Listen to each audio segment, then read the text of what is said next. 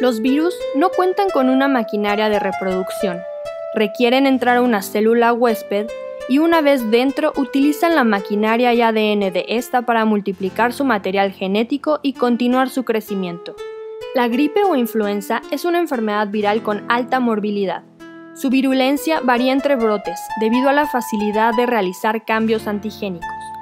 Esta variabilidad que caracteriza al virus de la influenza le da la capacidad de poder ser un resfriado leve que da comúnmente en invierno hasta una pandemia con cualidades para esparcirse por el mundo y matar a millones de personas.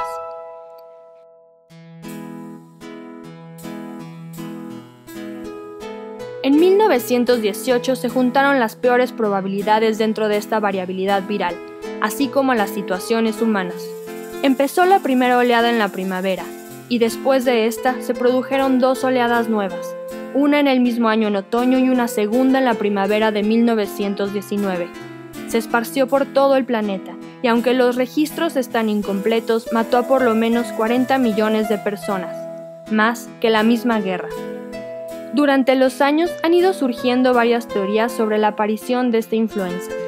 Ahora se piensa que probablemente hubo varios focos simultáneos, iniciando con una pobre expresión de síntomas que permitió que la guerra movilizara la enfermedad por el mundo. Algunos dicen que llegó de Asia Central, iniciando en cerdos o aves que transmitieron la enfermedad a los humanos. Otras teorías dicen que las primeras mutaciones importantes del virus surgieron en Estados Unidos en la ciudad de Kansas en marzo de 1918. En un campamento inglés en el norte de Francia había una gran población militar que convivía con cerdos y aves. Aquí había instalaciones con gases que se creían causaron mutaciones generando el virus.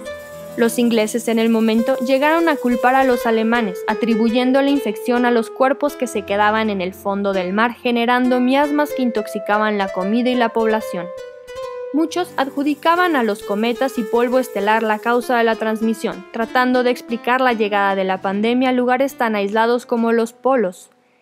El nombre de la gripe española en realidad es engañoso, ya que como se mencionó antes, ahora se sabe que la pandemia inició en varios puntos al mismo tiempo y no únicamente en España. En realidad es casi imposible saber el verdadero lugar de origen, y esto tiene su razón. Los países que estaban en guerra durante la pandemia decidieron no comentar sobre las pérdidas humanas que estaban teniendo debido a la influenza, por miedo a que el enemigo los creyera débiles y se aprovechara de esta ventaja.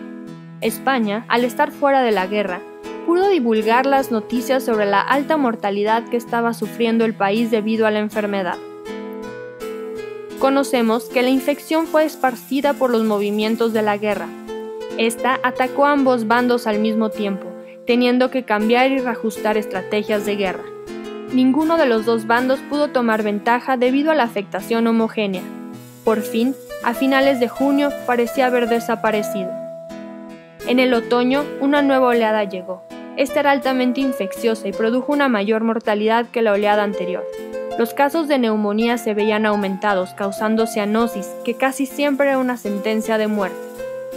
La tercera oleada al inicio de 1919 fue más fuerte que la primera, pero no tanto como la segunda.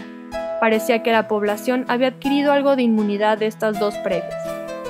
Hubo una característica importante en las edades que sufrían mayor mortalidad. Normalmente la gráfica de una pandemia de influenza tiene la forma de un anzuelo, es decir, una alta mortalidad de niños y jóvenes, reduciendo hasta llegar a los 50 años, donde inicia un crecimiento en los mayores. En esta pandemia de influenza se mostró una alta mortalidad en los muy jóvenes, con un incremento con la edad haciendo picos a los 30, disminuyendo con la edad en los mayores. Los de más de 80 tenían pocas probabilidades de enfermar. Esto hizo que la influenza tuviera un impacto demográfico mayor, llevándose a las personas en sus años más productivos, agregando a las muertes de los 10 millones que fallecieron en la guerra. Una razón de que la mortalidad fuera tan elevada definitivamente fue la guerra. Los síntomas de la influenza duraban entre 3 y 5 días. Los que regresaban a sus actividades después de ceder los síntomas podían recaer, por lo que se pedía a la gente se quedara en casa por 10 días a pesar de estar asintomática. El terror llenaba las calles. Aquellos que podían estar sanos en la mañana, por la tarde se encontraban postrados sin poder moverse. Las personas colapsaban en las calles y morían antes de poder llegar a un hospital. Algunos tomaron precauciones cerrando lugares públicos como teatros y escuelas. Se distribuyeron máscaras, que eran inútiles en su momento.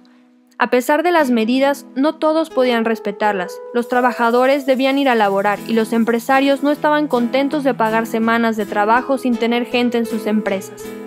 Poblaciones enteras de los esquimales y de algunas comunidades de África desaparecieron por completo. Aunque es probable que la peste negra del siglo XIV matara en proporción a más población comparada con el número de habitantes en ese entonces, durante la pandemia de influenza española hubo mayor número de muertes. Y no será la última vez que nos encontremos con la influenza.